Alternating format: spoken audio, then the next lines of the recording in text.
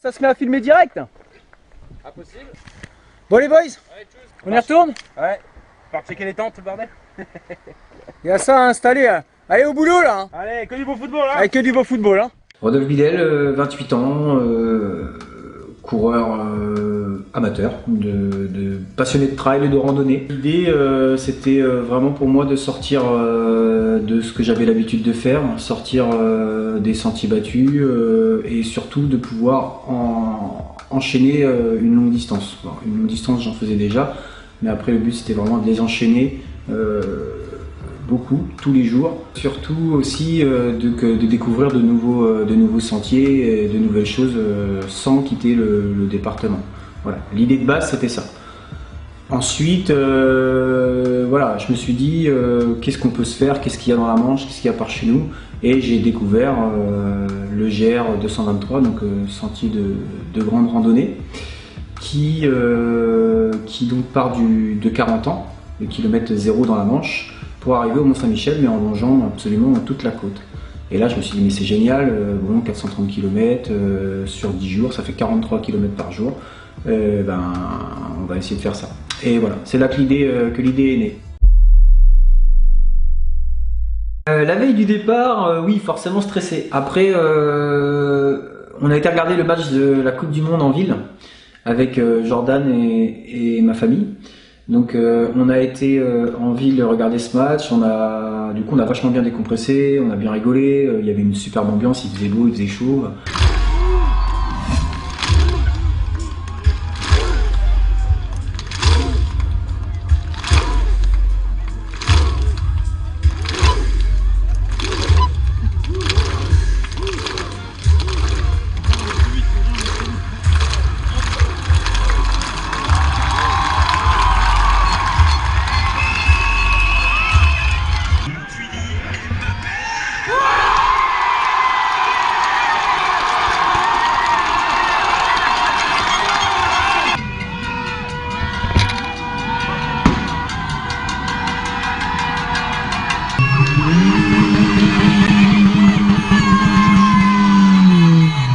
Et tout de suite après le match, on est parti du coup vers 20 h à 40 ans.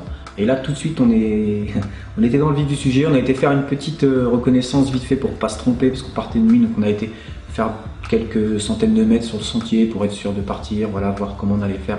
Et on a été accueillis donc chez ma tante Isabelle et puis sa fille Pauline, donc avec un accueil magnifique. C'était vraiment incroyable, pareil, on n'avait rien à faire, tout était prêt, nos lits, les vêtements, tout était prêt. Donc on a pu s'organiser bien comme il fallait. Merci encore d'ailleurs.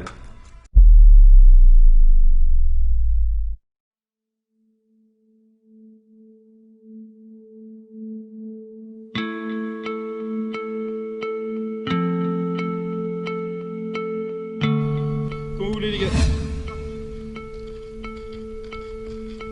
Yes.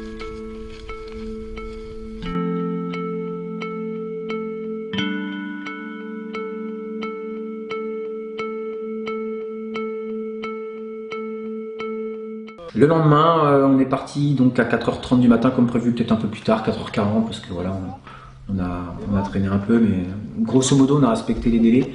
Et moi en fait, dès 5-6 km je suis pas bien. J'ai mal au ventre, j'ai pas de jambes, je suis très stressé, et là je me dis mais tu vas jamais réussir, quoi, tu vas pas y arriver. Et puis c'est passé comme ça. Donc la veille du départ super, départ très compliqué, et jusqu'au 25e kilomètre où là je commençais à aller mieux. Mais j'en garderai pas un souvenir, pour moi physiquement en tout cas, très agréable.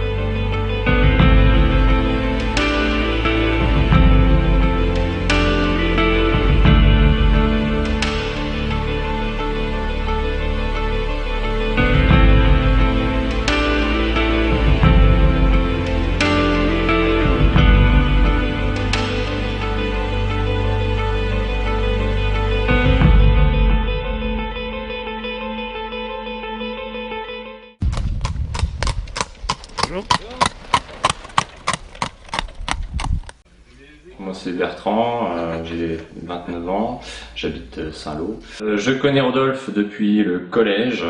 Alors, on était plus... on se connaissait de vue, mais pas forcément amis. Et puis on s'est retrouvés il y a 4 ans et demi maintenant, assistant d'éducation dans le même lycée, au lycée Curie de Saint-Lô. C'était un honneur pour moi de pouvoir participer. Et puis comme je savais que c'était pour soutenir une cause pour l'autisme, du coup je me suis dit c'est évident, c'était une évidence pour moi de participer. Et donc je me suis lancé dans l'aventure pour accompagner Rodolphe et donc pour être dans l'équipe suiveuse qui ravitaillait bien sûr Rodolphe tout au long du parcours du Tour du Potentin. Voilà.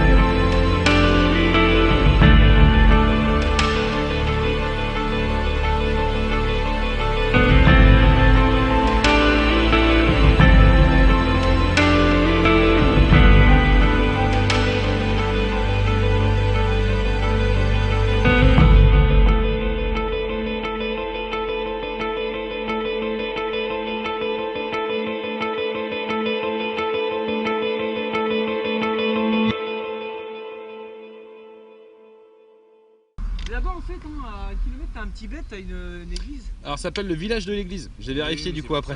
C'est pour ça que tu voyais que l'église. Je dis c'est quoi, ils font quoi? Bah oui, parce qu'on est passé 3 fois devant. 54 km, je dis attendez les gars, je suis arrivé là, j'en peux plus. En fait ça marcouvre 3 bords, limite je fais le camping à pied quoi. Je suis plus à 3 bords près. Hein. Bah écoute, tu nous dis après nous. On sort du Gers d'ailleurs, regarde, il part de là, donc demain on part de là. Ah, est-ce que t'as une croix là-bas du coup? Ah mais demain on va partir de là, juste là. Et puis on verra bien ce que ça dit, mais ça va refaire de la route encore là. Route. Oh, et les chemins, mon pote. J'ai passé un chemin, j'avais de l'herbe jusque là. Je me suis dit c'est pas possible. J'étais comme ça. Non, puis je me suis dit c'est pas possible, ils se sont forcément trompés, tu vois, dans le truc. Ça va. Ouais. Ça va aller hein. Ça va. Nous ça va. Voilà, après je sais qu'elle est difficile. Ça va tout le temps être dur de toute façon. Donc, quand même que je vous fasse voir au moins où c'est qu'on vit ce soir. À Saint-Marcouf, première étape, 40 ans Fontenay-sur-Mer. Je le dis parce que comme ça au moins quand il sera au montage il pourra voir et il pourra reconnaître la vidéo. Que les mecs ils ont pas blagué quoi. L'expert il est là déjà pour commencer. L'expert du TDC, hein, on peut remercier Ludovici pour son... qui se reconnaîtra. Donc là on a les petits toquis, la petite table on s'est posé bien comme il faut. On a mis les tentes avec Bébert qui garde bien, voilà comme il faut, qui a été d'une aide précieuse aussi. Non. Ouais, voilà, on a mis une belle nappe, donc voilà une belle nappe, regardez ça, on est bien équipé. Non mais franchement il se passe quelque chose sur le Tour du Cotentin en 10 jours. Hein. Quelques checkpoints normaux. Ouais bah c'est bien hein, pour une étape de 40 bornes. Après, il faut voir les checkpoints très vite. T'as la petite et jolie mood? Impeccable. Ah, en plus il jette avec son petit truc là. Bon, maintenant on va couper, on va manger et on va aller se coucher. Ouais.